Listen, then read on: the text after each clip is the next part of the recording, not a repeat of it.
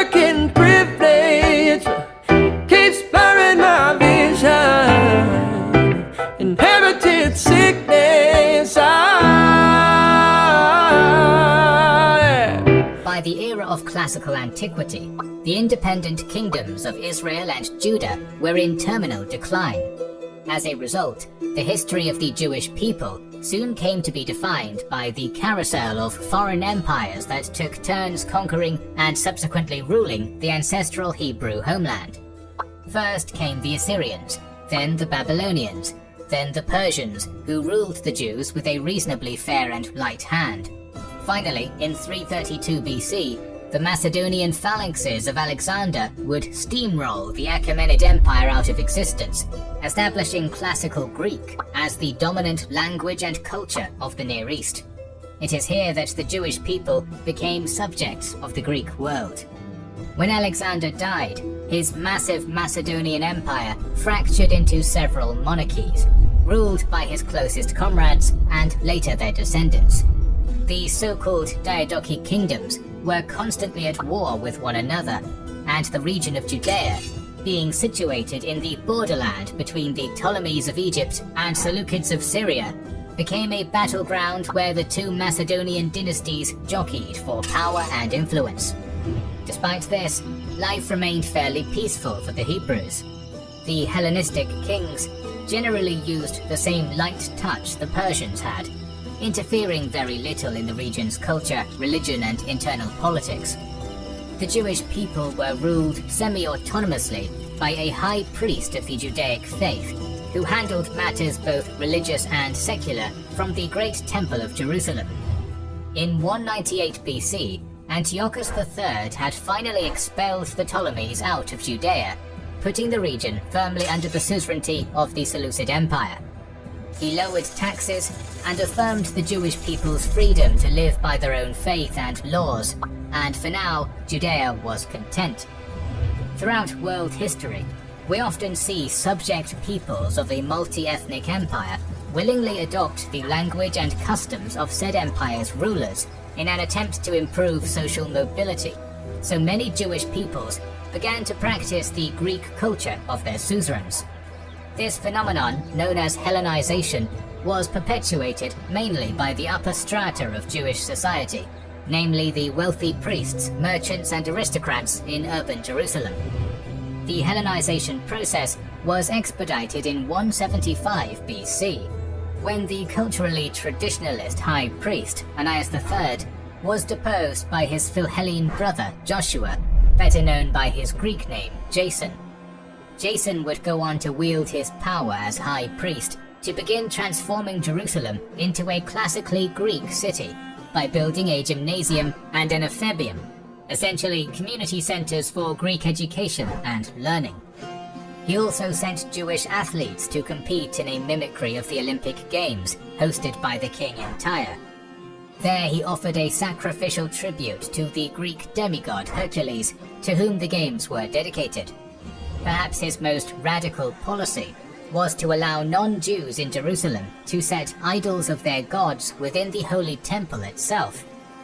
The fact that the high priest was openly tolerating and even promoting the polytheistic gods was deeply disturbing to many Jews who clung to their monotheist faith. This sentiment was especially strong in the poorer, rural communities of Judea, who had clung far closer to Orthodox Judaism. A strained situation was made worse in 175 BC, when one Antiochus IV Epiphanes became the Seleucid Basileus. Various ancient accounts describe him as a proto-Nero or Commodus, that is to say, erratic. His sobriquet, Epiphanes, meant manifested from God, but among his people he was secretly known by a variation of the title, Epimanes, which meant madman. It was him who in the first year of his rule supported Jason's coup against Ananias III, hoping a pro-Greek high priest would help Hellenize the Jews. However, only 3 years later, Antiochus decided that Jason wasn't Hellenizing Judea fast enough, so helped replace him with an even more pro-Hellenic priest, Menelaus. With that matter settled, Antiochus then marched with his armies into Egypt, aiming to double the size of his empire by seizing the Ptolemaic heartland. While the king was preoccupied, Jason seized his opportunity and returned to Jerusalem, initiating a counter-coup and expelling the deeply unpopular Menelaus. However, Antiochus's campaign was cut short when the Roman Republic intervened on behalf of the Ptolemies. Unable to match the strength of the legion, the king was forced to retreat to Syria. Already utterly humiliated by Rome, Antiochus's mood turned wrathful when he found out that his subjects in Jerusalem had rebelled. He stormed Jerusalem with his army, slaying the supporters of Jason and reinstating his puppet Menelaus as high priest. He then left Apollonius in charge of subduing the city, who accomplished his job by dismantling the walls of Jerusalem and building a fort named Acra on the nearby hill of Ophel, so everyone could gaze upwards and see the symbol of King Antiochus's power. Rather than leaving good enough alone, Antiochus began to actively exterminate Judaism, forbidding the people of Judea from observing the Sabbath, circumcising their sons, or performing other rituals. He had the Holy Temple in Jerusalem converted into a temple of Zeus, within which he personally spilled the blood of a pig, a deeply sacrilegious ritual to the Judaic faith.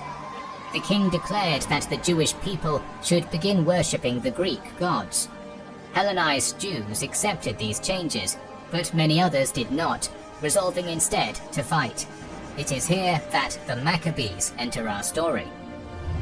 Our story now shifts to the small Judean town of Modin, where a local priest, Mattathias, and his 5 sons lived. They belonged to the relatively minor Hasmonean family, and were deeply Orthodox Jews, who had remained true to every tenet of their religion, even as their countrymen became increasingly assimilated into Greek culture. Sometime in 167 BC, a Seleucid official arrived in Modin and compelled the townsfolk to offer a sacrifice to the Greek gods. Mattathias refused to make this offering, and another one of the townsfolk, a Hellenized Jew, stepped forth to do so in his place. Flying into a rage, Mattathias drew his knife and murdered his countrymen before he could perform the ritual. The priest then cut down the Seleucid official as well, and destroyed the pagan altar for good measure. Knowing they would be branded outlaws, Mattathias and his 5 sons fled into the nearby hills, followed by many like-minded Orthodox Jews known as the Hasidim. From there, the fight had begun. While Mattathias died sometime in 166 BC from causes unknown, he would be succeeded by his 3rd son, Judah, a dynamic young commander who, through a mixture of ferocity, ruthlessness, and bravery, would come to be known as Maccabeus, a word deriving from the Aramaic Maccaba, the hammer. At the early stages, the rebellion was not a struggle between Jews and Greeks, but a civil conflict between pro- and anti-Hellenic Jews. The Maccabees began their movement with a terror campaign, launching lightning raids upon predominantly Jewish towns. They killed many of their own countrymen who they considered too Greek, burning down their homes and destroying the pagan altars where they worshipped. Most notably, they rounded up the sons of Hellenized Jews and had them forcefully circumcised. The message was simple: Greek culture was to be purged from Judea. Before long, the Maccabees had earned the attention of the military governor Apollonius, who resolved to crush the rebels before they could sow any more chaos. In 167 BC, after gathering a local army of around 2,000 men in Samaria, Apollonius marched south to the Gophna Hills, where it was said that the elusive Judah was hiding out. Here, the Maccabees proved they were capable of more than just murdering civilians and burning altars. Knowing they were outnumbered and out-equipped, Judah deliberately lured the enemy army deep into his native territory, where the hilly terrain made it impossible for the Seleucids to form up into their Macedonian phalanx. With only 600 men, the Maccabees surrounded and ambushed the Seleucid forces just outside the town of Wadi Haramea, routing them off the field. Apollonius was killed in the fighting, and Judah claimed the fallen commander's sword, wielding it as a symbol that his rebellion had been blessed by God. The Maccabees followed up their victory with another in 166 BC, ambushing an army of 4,000 Seleucids led by Seron at the Beth Horon mountain pass.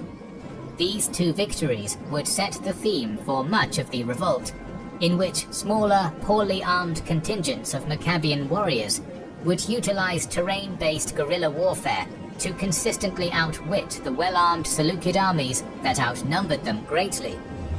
Later that year, Antiochus IV was forced to take the bulk of his armies eastwards to deal with a Parthian invasion, putting the local governor of Syria, Lysias, in charge of quashing the growing Jewish revolt with limited resources. Despite this, Lysias managed to field a significantly large army of some 10,000 professional Macedonian-trained soldiers. He put two experienced commanders, Gorgias and Nicator, in charge of this force and sent it into Judea. The Hellenes set up an entrenched camp at the town of Emmaus, while Maccabeus responded by leading around 3,000 Jewish warriors to the adjacent town of Mizpah, where they fasted and prayed to God to deliver them victory in the battle to come. In the days that followed, some of the local anti-Maccabean Jews informed the Seleucid commanders where Judah had set up his base. Seizing the opportunity to catch his enemy flat-footed, Gorgias rallied some 5,000 infantry and 1,000 cavalry and marched for Mizpah. However, his heavily armored Argyrespides were slow and cumbersome, and their presence was soon picked up on by Maccabean scouts. Rather than face Gorgias's force head-on, Judah decided rather ingeniously to abandon his camp, taking advantage of his army's speed and maneuverability to skirt around the expeditionary force and strike instead at their now more sparsely populated camp at Emmaus. Taken completely by surprise, the reserve forces in Emmaus were either slaughtered or routed, and their supplies looted or burned.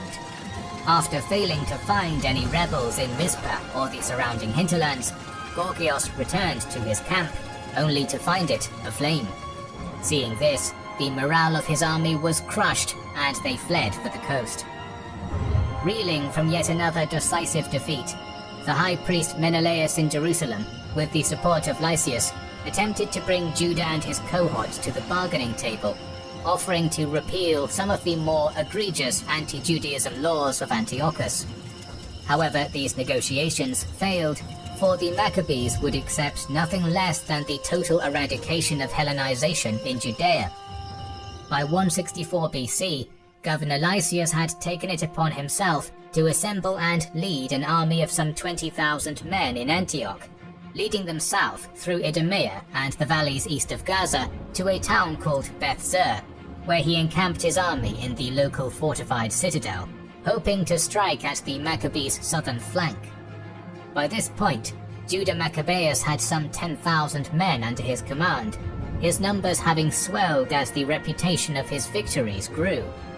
Nevertheless, he was still outnumbered and outgunned by Lysias's army, so he stuck to tried and true tested methods to best his foe.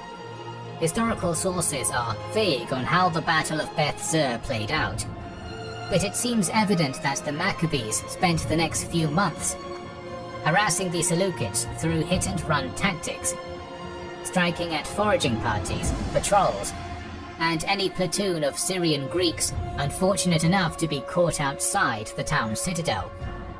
This was never enough to earn a decisive victory, but it was enough to keep Lysias and his army consistently on the back foot. The status quo changed in late autumn, when in the Far East, the Seleucid Epiphanes contracted disease while campaigning against the Parthians and died.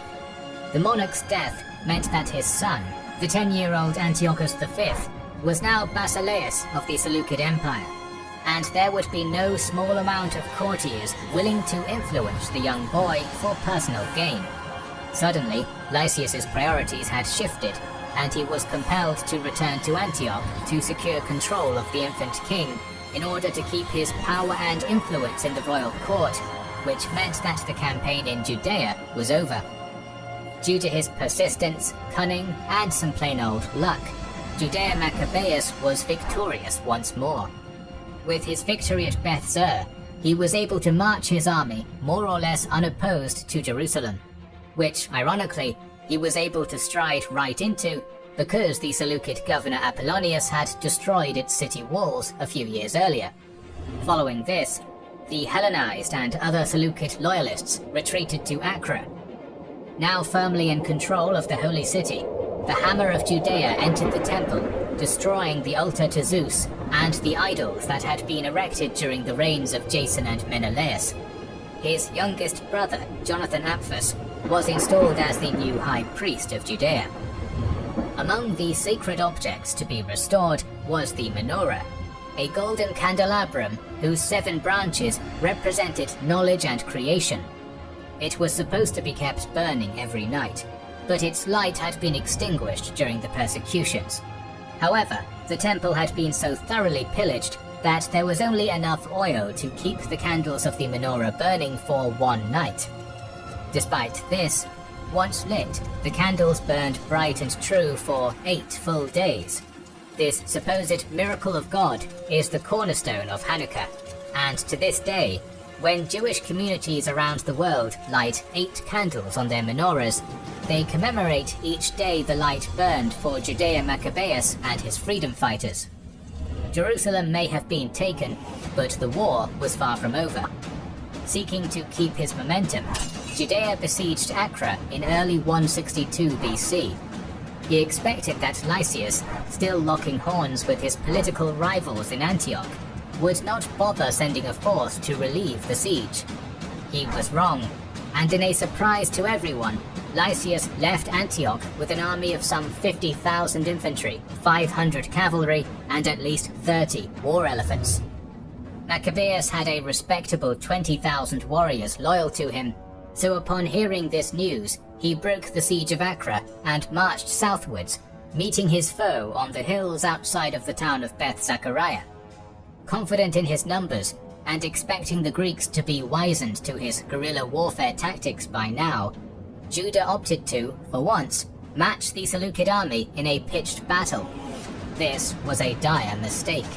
The Jewish warriors were no match for the Macedonian phalanx in the open field, and on top of that, the war elephants were striking deep fear into the heart of Judah's troops.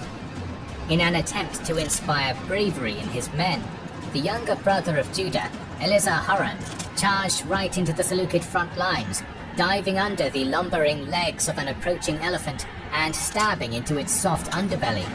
The beast was slain, but its corpse fell onto Elazar, crushing the Hasmonean warrior in one of history's more spectacular deaths. Despite this brave sacrifice, the Maccabean forces were still routed and driven off the field. Lysias was not able to savor this victory for long, for in the following year, the hammer struck back, winning a minor victory over a Seleucid army at Edessa.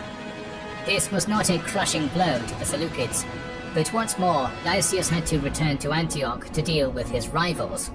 He was forced to compromise with the Maccabees, repealing much of Antiochus IV's religious laws to placate his foe, before retreating out of Judea. Taking advantage of this reprieve, Judah sent envoys to Rome. As they had a vested interest in keeping their Seleucid rivals weak, the Romans signed a treaty of mutual defense with the Maccabees in 161 BC, which legitimized Judah Maccabeus as a legitimate ruler of an independent Jewish state. Meanwhile, over in Antioch, the situation was growing volatile. King Demetrius I Soter rose to power following a political coup that saw the murder of boy King Antiochus V and his chief supporter Lysias. King Demetrius turned out to be more aggressive than his predecessors, and ignoring the Roman-Judean treaty, he dispatched one of his top generals, Bacchides, at the head of 22,000 men to retake Judea. Bacchides managed to march right up to the gates of Jerusalem unopposed, catching Judah Maccabeus completely by surprise. He had only 3,000 men with him, and to make matters worse, most of them fled the city upon seeing how direly outnumbered they were. Left with only 1,000 or so men, the Hammer of Israel opted to go out in a blaze of glory charging out into the field outnumbered 20 to 1. Despite a valiant attempt, Judah and his men were overwhelmed and cut down to a man. Judah's brothers Simeon and Jonathan continued to fight on, eventually defeating Bacchides and retaking Jerusalem in the years that followed. The brothers and their successors would continue to fight against the Seleucids for 2 more decades, before the declining Hellenistic Empire became mired in its own internal corruption and civil wars. In 141 BC, Judea came fully under the control of the Hasmonean dynasty, and the descendants of Judah Maccabeus and his brothers would rule it as a fully independent kingdom for a time. It is worth noting that even after this successful bid for independence, elements of the Hellenistic language and culture remained visible in Jewish society for centuries, especially after they were expelled from their homeland by the Romans after the Great Jewish Rebellion, and forced to integrate as a diaspora community across a notoriously Greek-loving Roman Empire. The Maccabean revolt has a somewhat mixed legacy. Were Judah and his followers brave freedom fighters, risking everything to preserve their culture and faith against an oppressive imperial regime? Or were they religious zealots whose desire to force a rigidly theocratic society upon all Jewish peoples taints what could have been a noble legacy? Whatever the case, their impact on world history cannot be denied, as each year millions of people light the 8 candles that cut through the winter dark, and the story of the Hammer of Judea is echoed once more.